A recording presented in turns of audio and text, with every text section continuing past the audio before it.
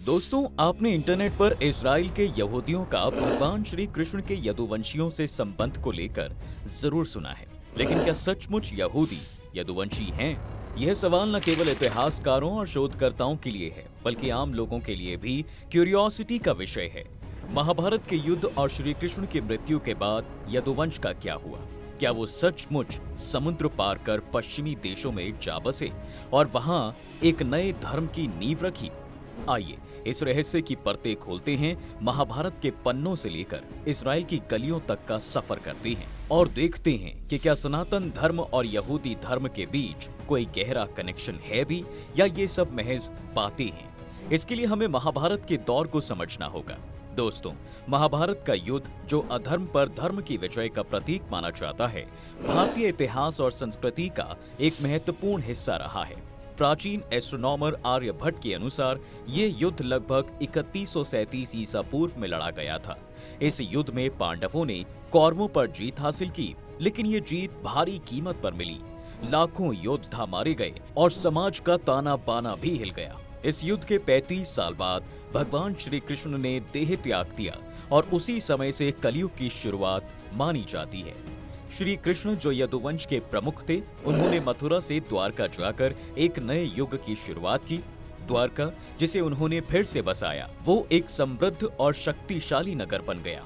यदुवंश के कई वर्ग थे, जैसे अंधक, वृष्णी, माधव और यादव। ये सभी द्वारका में एकजुट होकर रहा करते थे, लेकिन उनके सामने एक भयानक विपत्ति आनी थी, और ये सब जुड़ा था गांधारी के श्राप से। दरअसल महाभारत युद्ध में अपने 100 पुत्रों को खोने का दुख गांधारी से सहन नहीं हुआ। अपने दर्द और क्रोध में उन्होंने श्री कृष्ण को श्राप दिया कि उनका समस्त यदुवंश आपस में लड़कर नष्ट हो जाए। यह श्राप यदुवंश के लिए काल बन गया था। दूसरी ओर श्री कृष्ण के पुत्र सांब को भी ऋषियों से एक श्राप मिला।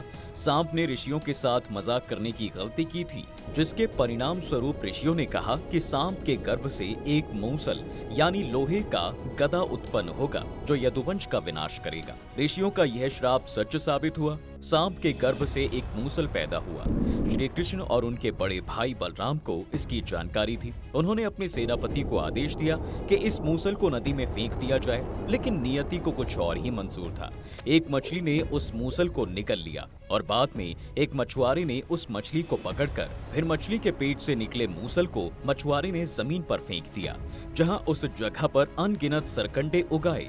ये सरकंडे ही बाद में यदुवंश के लिए घातक हथियार बने। इस श्राप का प्रभाव 36वें साल में दिखाई दिया, जब श्री कृष्ण ने यदुवंशियों को तीर्थ यात्रा के लिए प्रभास क्षेत्र में जाने का आदेश दिया था। वहां एक उत्सव के दौरान यदुवंशियों के बीच किसी बात पर विवाद शुरू हो जाता है। यह विवाद इतना बढ़ा कि मदिरा के नशे में चूर यदुवंशी एक दूसरे पर हमला करने लगे। उनके पास कोई हथियार नहीं था, इसलिए उन्होंने आसपास के सरकंडे उखाड़ना शुरू कर दिया। देखते ही देखते तेज धार वाले ये सरकंडे एक विनाशकारी हथियार बनते चले गए। श्री कृष्ण की आंखों के सामने उनके पुत्र सांब, चारुदेशन, प्रद्युम्न और अनिरुद्ध मारे गए। बलराम इस नरसंहार को देखकर काफी दुखी हुए और समाधि लेने के लिए दूर चले गए। अब श्री कृष्ण अकेले रह गए थे। उन्होंने अर्जुन को संदेश भेजा कि वो द्वारका के बचे हुए लोगों को हस्तिनापुर ले जाएं, और फिर इसके बाद श्री कृष्ण ने भी देह त्याग दिया। कहते हैं उनके देह त्यागने के बाद द्वारका समुद्र में डूब गई। केवल श्री कृष्ण का पोता वज्र ही यदुवंश का एकमात्र उत्तराधिकारी बचा। अब सवाल ये उठता है कि मूसल युद्ध के बाद बचे हुए यदुवंशी कहाँ गए? कुछ कथाओं और लोगों के अनुसार द्वारका के कई यदुवंशी अर्जुन के साथ हस्तिनापुर नहीं गए। इसके बजाय उन्होंने समुद्र के रास्ते पश्चिमी देशों की ओर पलायन किया। ये लोग आज के सीरिया, मिस्र, फिलिस्तीन और इजराइल पहुंचे। ये घटना लगभग 3100 ईसा पूर्व की मानी जाती है। कहा जाता है कि इजराइल पहुंचने वाले यदुवंशियों ने वहां एक नए साम्राज्य की नींव रखी। कुछ शोधकर्ताओं का मानना है कि इन्हीं यदुवंशियों ने यहूदी धर्म की स्थापना की। यहूदी धर्म, जो आज से लगभग 4000 साल पुराना माना जाता है, सनातन धर्म की कुछ परंपराओं और विश्वास से मिलता जुलता है। क्या ये संभव है कि यदुवंशी, जो यादव कहलाते थे, वहां पहुंचकर यहूदी के रूप में जाने गए? इसके बारे में पूरे यकीन से तो नहीं कहा जा सकता कि इजरायली ही यदुवंशी हैं, लेकिन कई शोधकर्ताओं ने यहूदी धर्म और सनातन धर्म के बीच कुछ समानताएं खोजने की कोशिश की है। जैसे कि श्री कृष्ण और मूसा। यहूदी धर्म के संस्थापक मूसा और श्री कृष्ण में कई समानताएं बताई जाती हैं। दोनों ही अपने समुदाय के मार्गदर्शक रहे थे। दोनों ने अपने लोगों को कठिनाइयों से निकाला और दोनों की कहानियां चमत्कारों से भरी हुई हैं। मूसा ने लाल सागर को चीरा तो श्री कृष्ण ने गोवर्धन पर्वत उठाया।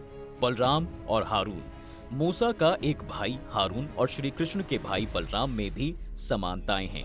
दोनों ही अपने छोटे भाई के सहायक थे और दोनों की कहानियां उनके भाई की महानता को बढ़ाती हैं। सांस्कृतिक समानताएं, यहूदी धर्म में एकेश्वरवाद, एक ईश्वर की पूजा पर जोर है, जबकि सनातन धर्म में बहुदेववाद और एकेश्वरवाद दोनों का समन्वय है। लेकिन दोनों धर्मों में नैतिकता, धर्म और सामाजिक व्यवस्था पर बल दिया जाता है।